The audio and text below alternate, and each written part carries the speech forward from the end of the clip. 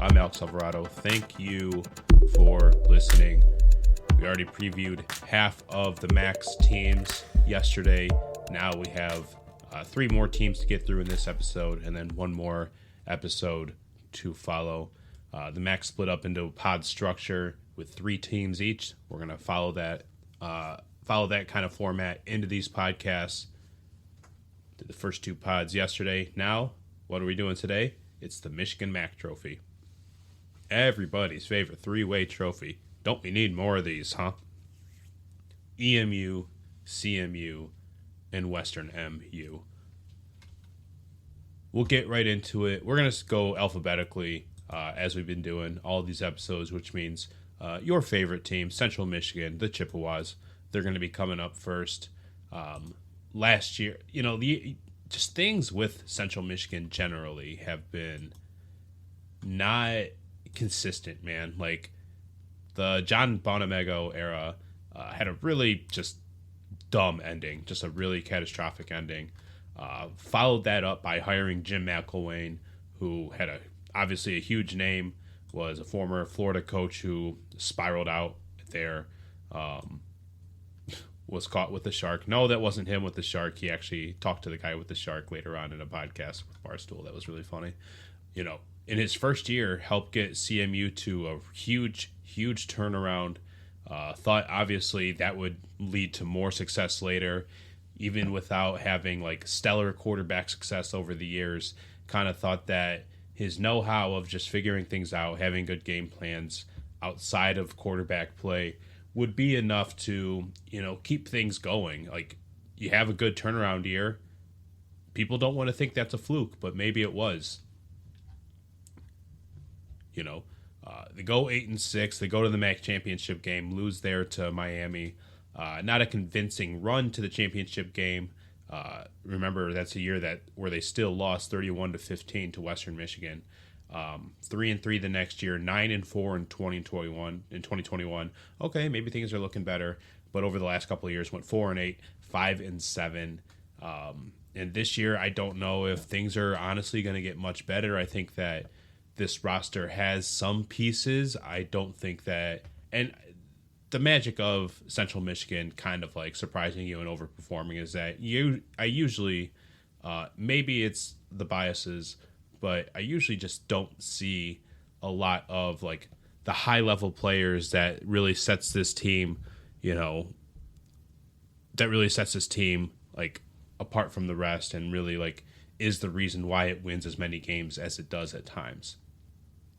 While sure, I look at this roster and I'm like, okay, I like that you're returning that running back combo of Marion Lukes and Miles Bailey. Okay, I like that receiver combo and Tyson Davis and Jesse Pruitt especially. I really love Jesse Pruitt, man.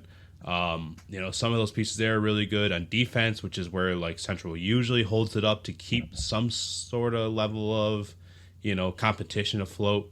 Justin Whiteside, Dakota Cochran, they're going to be decent linebackers. Dante Kent, Deron McKinney, okay, they're pretty decent defensive backs back there. But none of the guys that really just like I don't know if any of these guys that I just mentioned are like top, let's say like 30 players in the MAC right now. I think that there's some potential with some of them. Like I said, like I really like Pruitt, but none of the guys that like absolutely cause Central Michigan to like force them into the win column more often than not, especially just like by my predictions. I know, going from sniffing bowl eligibility to lower is not like, a thing that people want me to hear, but I don't know just yet if Central has, the goods that it takes to, set things over the top for them. I keep saying that, but like, you look at like the quarterback play has just like not ever dramatically gotten better over the years. Don't know if they're going to be able to, that you lose Jace Bauer, right? You lose him to Sam Houston State. And if you remember any of my commentary last year, I don't really know if like Jace Bauer was exactly like best fit for his position. Sure, his new school is going to let him continue on at quarterback, but I was watching Jace Bauer last year thinking this guy should be a tight end, and this is like I've seen this program and I'm forgetting on the kid's name because it happened like 10 years ago at this point, but this is a program that has welcomed guys that are better fit at tight end to play quarterback for them. And I don't remember who it was, but it really was like 10 years ago. And the guy like got offered at by other schools to be a tight end for them, like Michigan State especially, and then ended up going to Central Michigan, worked his way into being a quarterback, and then quickly found out he was better at tight end, and then switched positions and was pretty good at it. I think he was an all-MAC tight end by like his junior year. Whatever the name is, I can't remember anymore. They return Bert Emanuel, who in 2022 came onto the scene as a backup quarterback, finally got to play some, and had a lot of rushing yards against, was it the Western game? Yeah, it was Western because it was like snowing on a Halloween. But like got to show off his legs. People loved that. He made some big plays. I think he made plays like week after week too. They got a lot of people's attention at the end of the year, but wasn't, just didn't have what it took in the passing game to like demand the quarterback one attention. So you bring in Joey Labus from Iowa, and sure, coming from an Eastern Michigan person who has seen guys like Tyler Wiegers come from Iowa and have success in the MAC as a grad transfer quarterback, I don't 100% know if Joey Labus is going to have that kind of success that EMU people might remember. I think that just looking at some pieces and like ignoring the helmet, I think that this is one of those teams where like, hey, if things hit, I could see them scoring some points. But when I say scoring some points, I'm not talking about 40. I'm talking about I could see 31 every once in a while. But again, we're talking about Joey Labus coming in from Iowa to the MAC and being a really good quarterback. If not like, let me put it to you this way. If this were Akron, right? Like, I don't know. Actually, who would you rather have right now? If you're picking your offense for your team, would you rather have Central Michigan situation or Akron's? Because while I think that CMU has had, some success and they have shown that some of these guys do have some abilities, like I do like the running backs, like they're better than some of their numbers might suggest, honestly. But I don't think that they're like either of these guys are going to be like first team all MAC running backs. I don't think that they're going to like live up to what prime Lou Nichols was at his time. What prime oh my goodness, I'm blanking on his name. Jonathan Ward, that was the name. I remember there was Jonathan there. I couldn't remember the name. Yeah, I don't know if either of these guys are even going to live up to what like Jonathan Ward gave this team. But I think that they're capable backs. I think that the receivers, like I said, Jesse Pruitt's really good. And Solomon Davis, a transfer from Valparaiso, 6'1" option. He was like a first-team all-Pioneer League receiver, not just last year, but the year before that as well. I think that if he can, translate his abilities into the MAC, which I don't see why not, that obviously gives you more options to work with, spread out the offense a little bit more. But it's just going to come down to, the efficiency. Like, is the efficiency from, giving your quarterback time to do his thing, and plus the quarterback actually going out of his way to make the passes and in easy situations and in tough ones too. We're just looking to see, is there a playmaker back there? Because I don't know if they replace Joey Labus or if they replace Jace Bauer and, what he could give Central Michigan on the ground. I don't know if they exactly got that back through the portal. I think that they're going to be searching for more air yards this year from their quarterback versus what they did last year. Can the efficiency be there? That's obviously a TBD situation. I don't know if this defense is going to be the one that gives Central Michigan some wins this year, so you're definitely hoping for some points to come out of Central Michigan if they end up, down, 2 scores in the first half situation. That's not an uncommon thing. Can Central Michigan dig themselves out of holes? Because I don't know if this is going to be the team that strikes first in every game this season. Every game this season, let's actually look at the schedule really quickly. Home to Central Connecticut, at FIU, which means at Pitbull Stadium, at Illinois, home to Ball State to open up MAC season, and then they go at San Diego State to face Sean Lewis to end non-conference play, and they'll be coming off of a bye, so that stinks. Go into a bye. Home to Ohio, at EMU, at Miami, home to Bowling Green, at Toledo, home to Western. That first half of the year, if you can develop something, Central Michigan can probably keep things going on the treadmill at the pace that they might successfully find themselves in. If not, after that bye week, after playing Ohio, after playing EMU, boy, oh boy, that schedule looks really tough. Oh, I totally forgot the season ender. You play Western Michigan, like I said, but then you finish the year at NIU. Yeah, especially if NIU, who knows what kind of mood NIU is going to be in at the end of the year.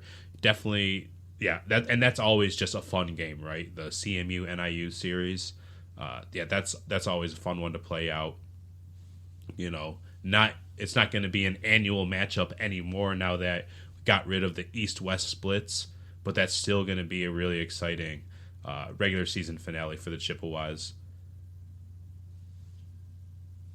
And you know what? If CMU gets things moving in the right direction, I could see, a good, ugly, and then really fun ending kind of season for CMU. But I don't know if I see a very successful one on the whole. Yes, I am the resident hater here. Yes, I do have CMU as, in my picks, for the conference at least, the worst picked team. Overall, I have them going 3-9. One of 4 teams in the MAC that I have going 3-9 this year. 1-7 in MAC play. That'd be my worst picked team. But I'm definitely open to being wrong about that. I have them beating their FCS game. I have them beating Sean Lewis, San Diego State. I have them beating. Let's see. Yeah, and the last game that I have them winning is NIU. So, I don't know what it's going to take for CMU to, get past Eastern, get past Western. There's a lot up in the air in the Michigan MAC, to be completely honest. We'll get to those other 2 teams in a little bit. But, you're still facing some really hard squads. Ohio might be one where, I could easily see, CMU beating Ohio right now, just with everything that Ohio has going on, everything that Ohio has to fix on the back end of its defense against CMU's potential at receivers. I could definitely see CMU, squeaking out some sort of 28-21 victory there. But other than that, I don't. Yeah, it's really hard for me to get really optimistic about that when the best. You're replacing your quarterback of Jace Bauer, who, whatever you thought of him, I didn't think the world of him, of course. Placing him with a guy who was going to only be a backup at Iowa, and watching the starter at Iowa. Well, not really watching, but hearing reports of how things are going at Iowa, and just being they might not actually get better this year in that part of the game. Yeah, maybe the backup of that might be coming to Central Michigan. I don't know if that's. Yeah, I don't know. The mathing in my head. EMU. Obviously, we talk so much about EMU on this show, this newsletter. That's what the whole empire is about. But if you've been following along on previews weeks, on the first week, spent 4 days talking about the offense. Last week, spent 3 days talking about the defense. 1 day talking about special teams units. Have talked a lot about this team, of course, over the years. So check back on some of the archives and see what's been talked about. Obviously, I could have done more over over time, but it is what it is. I'm excited to get this season going. My coverage personally will probably have to change maybe a little bit, TBD on the situation. Specifically, front of mind, to be just frank with you, I'm not sure. As of this recording, things could change in hours, in a day, 2 days. I don't know. I'm not sure if I personally will be in attendance for the week opening press conferences, which tend to happen Mondays. That's just generally just like a hard time to get to. I've been fortunate enough to have the availability to do that over the last couple of seasons. This season might be in flux. That's to be honest with you, that's going to be a game time decision. Just work stuff. Just can't always be there. I mean, are you available on Mondays? Like, come on, like that's a hard day to do. So it is what it is. If you've enjoyed what I've done so far with these previews, if you let me know anything about it, like by Twitter, email, whatever the case, leave a comment. I don't care. Hey, I would love to get any feedback. I always feel like, and this is just how I operate, and this isn't just like a me thing, this is just general, like how society works in my eyes. Like if something is made, if you made a comment to me about my podcast, hey, here's something that I liked about previous weeks, here's what I didn't really appreciate, you are also speaking for the unspoken, right? So if one person writes in and says something positive, negative, or just anything constructive, I'll take it as something helpful, almost all the time, as long as you're not being a meanie pants. But I'll also think, hey, if one person's saying it, 10 people are just thinking it at home, not saying anything. So any feedback is pretty good feedback in my eyes. Just let me know. I do appreciate people that have, stuck around with me over not just this year, not just last year, not just the last 5 years, but there are a number of you who have stuck with the things that I've done, things that I've read, things that I've written, things that I've said on blogs, podcasts, newsletters, whatever the case may be.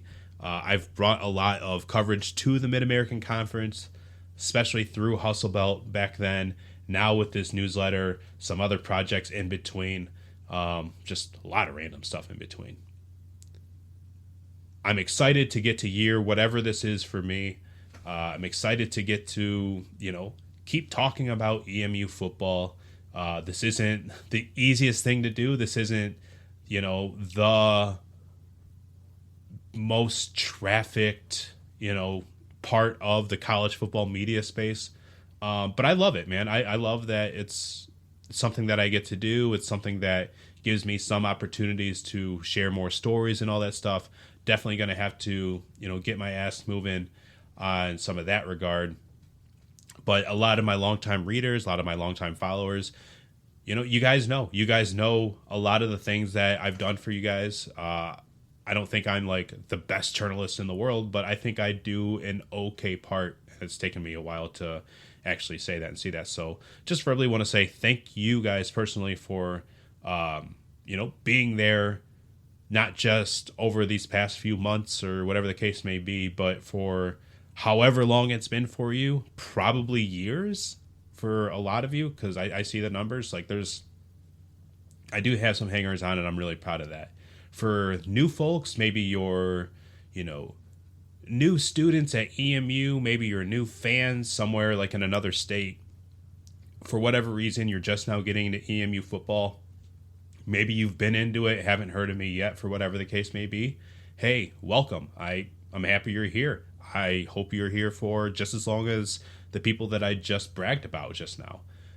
Because this is kind of a good readership that makes a lot of this and what I do just very special to me. And I really appreciate, you guys actively caring about this, because I went to school here like 14 years ago. I promise you we're going to talk about the football team in a second. I went to school here like 14 years ago, man. And if you go to Rynearson Stadium now, which features, Crosby Field, with lights, with sound, with like all this cool stuff, a good football team, like man, guys, like holy cow, like what EMU was before, it's so close. Like this team, and this is how we're going to get to the football part of it. This is how we're going to get to the football part. Man, this, don't take any of this for granted. Like this is some fun stuff right now. All this could go away in a hurry. You know, all it takes is just like a few bad attitudes and some bad decisions to make, you know, by coaches, by players, by administration, you know, things are going good. No, all the wins aren't there. No, things aren't perfect for EMU. Yes, there's so much more to aspire for. Yes, there are bigger dreams to be had. And yes, there are just some things that just have not ever existed in the trophy case. But EMU's building towards what they want to be, right? And being able to watch how this team was arguably the most helpless program in America to now nationally recognized as, you know, one of the toughest outs in mid-major football. It's a good turnaround. It's a very, very good, noticeable. Is it a sizable turnaround? I don't really know, but it's definitely there. It's definitely identifiable. Is it here to last? I don't know. That's definitely not going to be an easy thing to do. This is a program that's still, like I said, building towards being a champion for the first time ever, because that's just never happened for EMU in the MAC. So for my one thing that I'm going to have to ask about EMU, because, you know, I've seen teams that have had huge turnarounds in the roster, just like replacing so many guys. Obviously with EMU, that's very, very true this year, having like, you know, 40% of the roster back. Just so many transfers. You know, I've seen teams with big roster turnarounds like that. I've seen teams with big season turnarounds, for better or for worse, keeping some of the guys around, you know, having big roster turnarounds, whatever the case may be. I've seen teams just like get to the MAC championship game in the silliest of fashions. Obviously, there's no East-West split, so there's no 2017 Akron situation that to really be wary of. But there also could be just like, I don't know, like a 4-way tie for first place in the MAC at some point. Just so many ridiculous things could happen, right? What is it going to take for EMU to get to where it wants to be, though? Like, because if it happens this year, the answer is, well, it took replacing literally 60% of the roster and waiting this out 10, 11 years to get this program into, you know, knowing how to win, knowing how to close games, knowing how to play in tough situations, you know, knowing how to fight through like losing times, knowing how to, you know, lose like important games, but then win on the back half of them, even though your ultimate goal is out of the picture. You know, this is a team that's still able to recreate goals on the fly and find ways to achieve them in season, but it hasn't gotten to the main focus of putting together a roster and playing every year, which is winning that damn trophy at the end of the year. And yes, there's so much more incentive this year with, you know, the expanded 12-team playoff. Don't know what the future of mid-major football is going to look like. But EMU is definitely going to be auditioning for wanting to be part of that, not just, you know, them greedily, but society wanting EMU to be a part of it. I think that's going to be definitely a bigger culture, a culture victory that, not to, goodness, yeah, you know a Civ player when you hear him, right? But like that's a huge thing. Like if people on the internet are talking about, hey, you know, EMU needs to be part of, you know, the future whatever G5 playoff format, league, whatever. I have no idea. I'm just kind of saying words at this point. But EMU needs to be important by and large across the nation, not just here in Ypsilanti, not just in the MAC, but EMU is definitely looking for, at least I think it should be striving for national relevancy and to be part of something that's not just part of Ipsy and the MAC, but something so much bigger than that. I think there's a lot EMU needs to thrive for.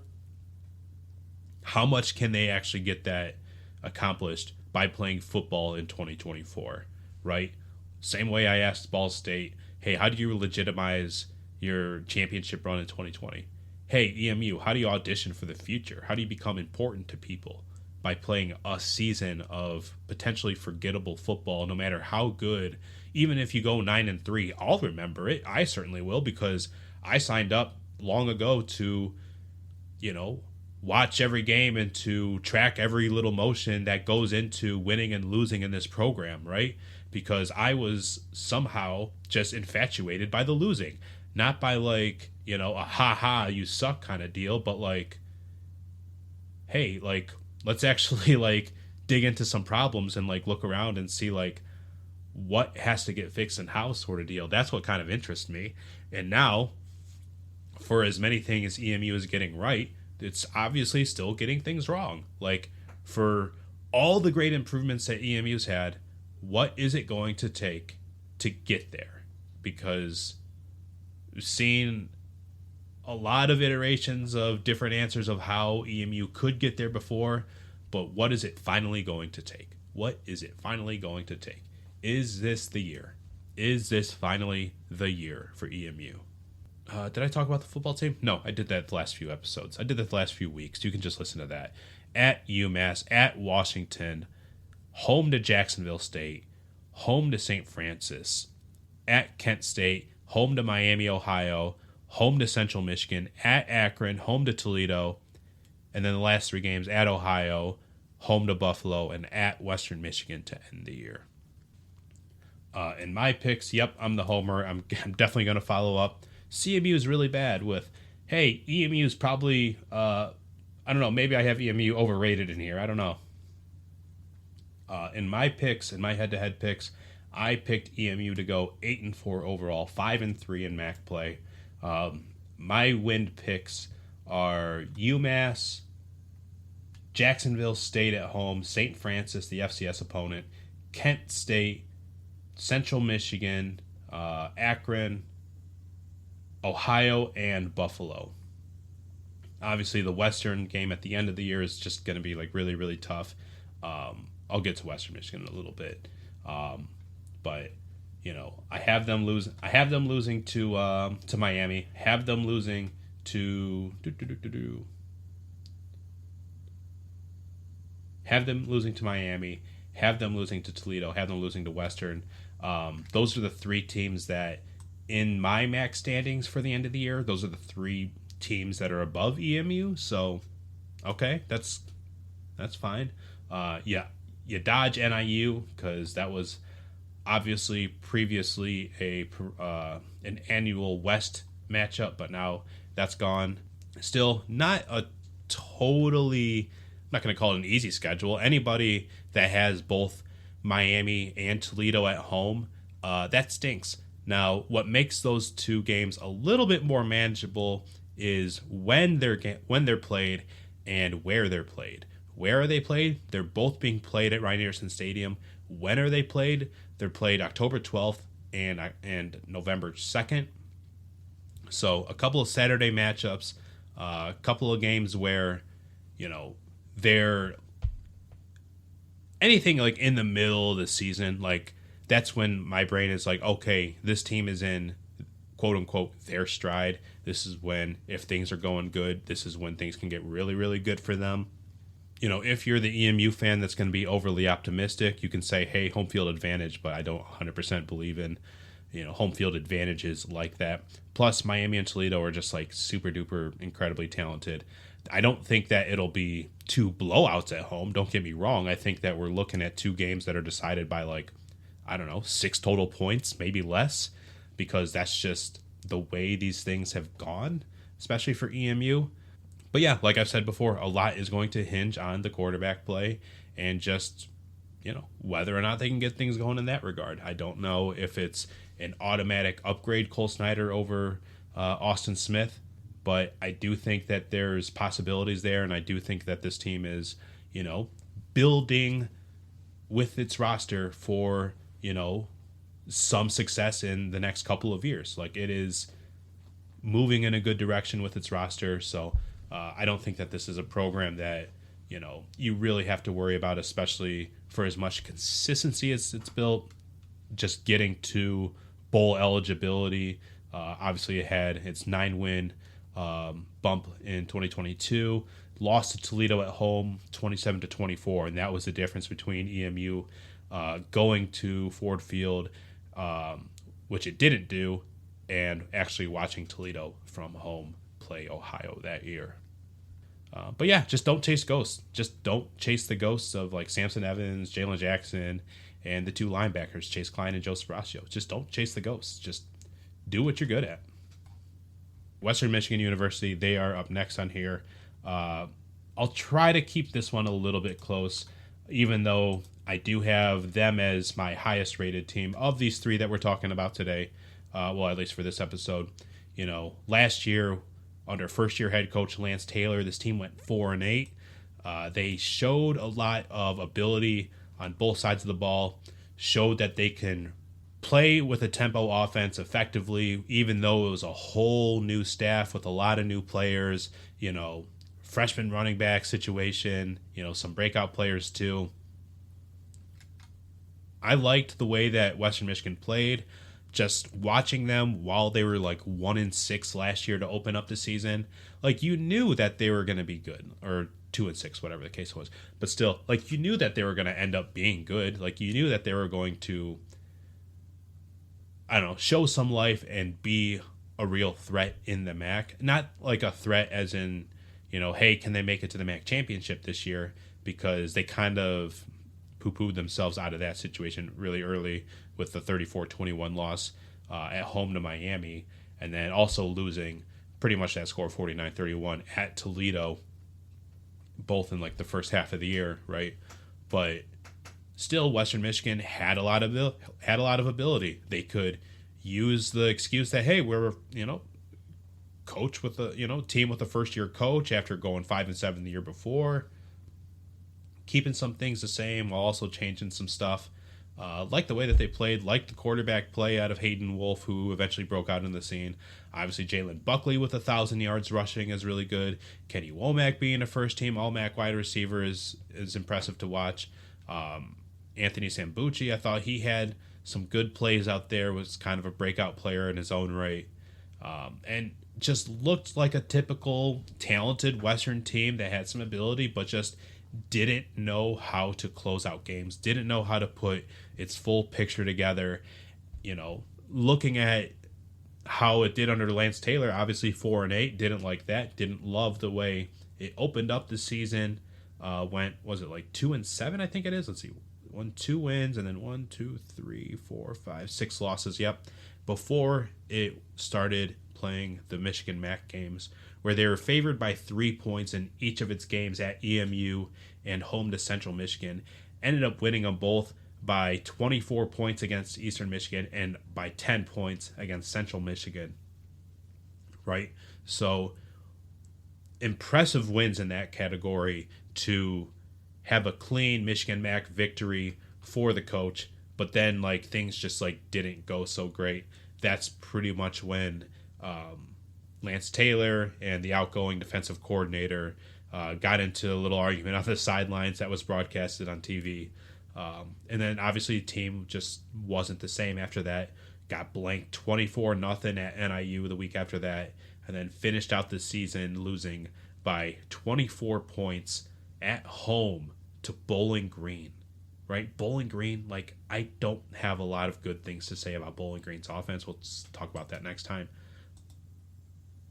Man, yeah, that's a real stinker. To close out the year like that, just after winning, pretty impressively, even though I didn't really think the world of Central Michigan, and even at that point, the EMU season was just not going so high, obviously, right? So can Western Michigan kind of keep that sort of intensity?